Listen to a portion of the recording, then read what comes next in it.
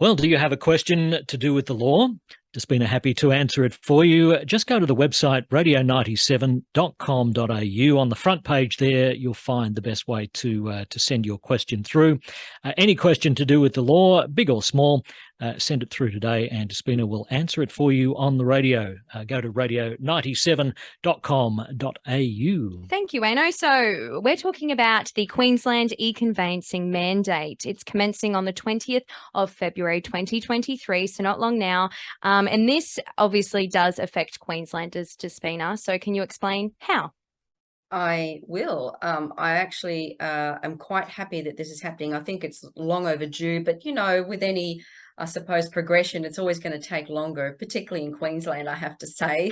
Slight little stab there. we tend to be the last ones to sort of catch up most of the time. But anyway, because I know New South Wales, of course, has had the mandate e-conveyancing for some time. So what does this mean? Okay, so what this basically means is that from the 20th of February next year, this e-conveyancing mandate, as we call it, is compulsory. It's mandatory. And what does that mean?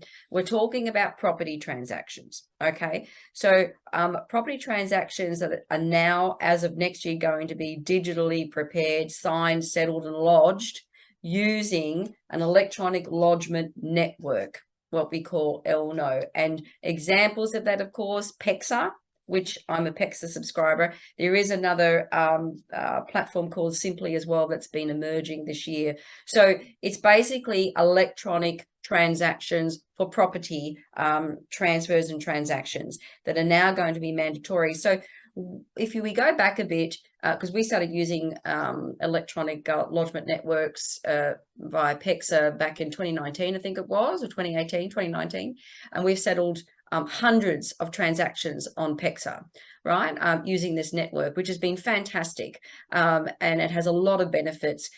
For example, when you actually go to settle, the vendor gets their money as cleared funds on the day of settlement immediately, as opposed to a bank check that was handed over for paper settlements where it takes 3 days to clear.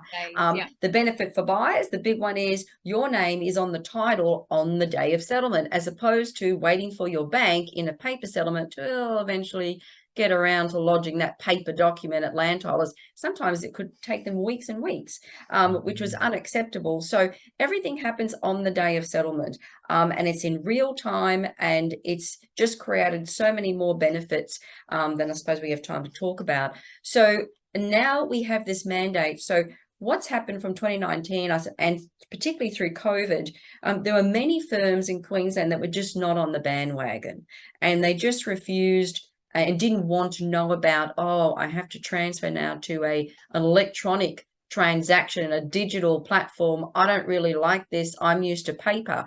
Well, that's all very good and well, but we've actually evolved so much through COVID, where everybody really had to jump on because of the situation that we were in. We're all locked down, to now we're in 2022, where there's about 80% of subscribers now from law firms, I should say, in Queensland. So we're getting up to where we hardly had anyone, to now we're having most law firms, where the Queensland government has now been able to get it mandated commencing in February next year, so that if you're not on by then, you're out of the game, basically. So you've got to get on there to be able to act for your clients in property transactions. Otherwise, you won't be able to. But there are some transactions that are still not covered. So this is the evolution of, I suppose, the electronic platforms and lodgements and networks that were still evolving and finding change. So I'm going to give you a list of the transactions that will be available, that are currently now available, that'll be part of this mandate. But there are still some transactions that will not be part of the mandate because simply they haven't been able to get the system up and ready to cover those transactions yet. So as I say, it's still evolving. So to probably put it in perspective, let's talk about the ones that are included. So your basic purchase and sale, transfers of property, okay? They're all included, of course. Your mortgages, when you want to create a mortgage, lodge a mortgage, pay out a mortgage, right? That's all included. If you want to lodge a caveat, if you want to withdraw a caveat on a title to a property, That's all included. Now they have transmissions by death. What that means is when someone passes away, if you have to, or you will have to at some point, transfer that property to the beneficiary, right, that's entitled to it. It's called a transmission by death as opposed to a transfer, right? So that's all included. It's a different type of transaction. But what's not still included, and for me, it's, I suppose, a little bit disappointing in that I really wanted it to get to this point by next year, but it's not. And these are transactions we still deal with on a daily basis, but they're not covered. So we're still going to have to do paper settlements for the ones I'm about to list. So manufactured home parks we just talked about. There you go. Yep. Yeah. And often when people downsize, what they do is that they sell their home, which can be a PEXA transaction or an electronic transaction. But the purchase of a manufactured home and they're linked, is paper. So you have to sell your home to buy in. One's electronic, one's paper. One's paper. Okay. So we always have to manage that for clients. If you end up going bankrupt, trustee in bankruptcy, those sorts of transfers aren't covered yet. Transfers of leases. So why are people interested in that? If you're buying a business and the lease is registered, it has to go into your name. So there's a transfer of the lease. That's an actual document that is typically registered with land titles. That's not covered yet. Marina berth leases. So people will sometimes buy property, particularly up in the North End, Hope Island area in particular has a lot of marina berths. Some are freehold. So that's a normal one and that can go electronic, but some of them are leasehold. So that's not covered yet. Your marina berth leaseholds where there's a transfer of lease, and typically people buy berths with a property. So that's not covered yet.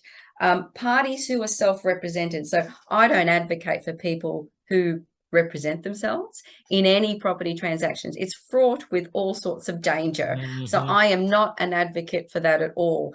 But I will say that if we come across somebody on the other side that happens to decide, well, I can do this on my own, right? And they're representing themselves, we can't do it on electronic network because that network does not recognize an individual to be able to act for themselves. You must be represented by a solicitor. So that creates some difficulties for us in practice sometimes, unfortunately. So I thought, let's tell everybody about the mandate. This is how it's going to work. If you're already going to a solicitor who uses, e-conveyancing and lodges things electronically, happy days. It's really no change. But as of February next year, everybody's going to have to jump on the bandwagon, or basically you're going to be out of the game, like I said, because it's going to be mandatory. And Despina, just briefly, you mentioned those transactions that won't be covered. Any idea how long before you think they might be available electronically? Yeah, so this mandate took quite some time to get through. Yeah. I know that through talking through stakeholders. So look, I think it's going to be at least another year. I haven't been told that. I'm just sort of guessing really that it's taken all this time to get this mandate through, which really should have happened earlier because New South Wales is ahead of us and other states. I think it's going to be at least another year, unfortunately, but you never know. Let's see how we go next year. Queensland's slowly getting there, which is exactly. Thank you so much, Despina, for the update. If anyone does want to get in touch with you directly, where can they go? So I can phone the office 55 291 294, email info@prialalegal.com.au, and I am uploading all these segments in due course on YouTube as well. If anyone's missed the whole segment today. Awesome. You can search it on YouTube, Priala Legal, Priala. Thank you again, Despina and Wayne. And we'll see you next week. See you then, guys.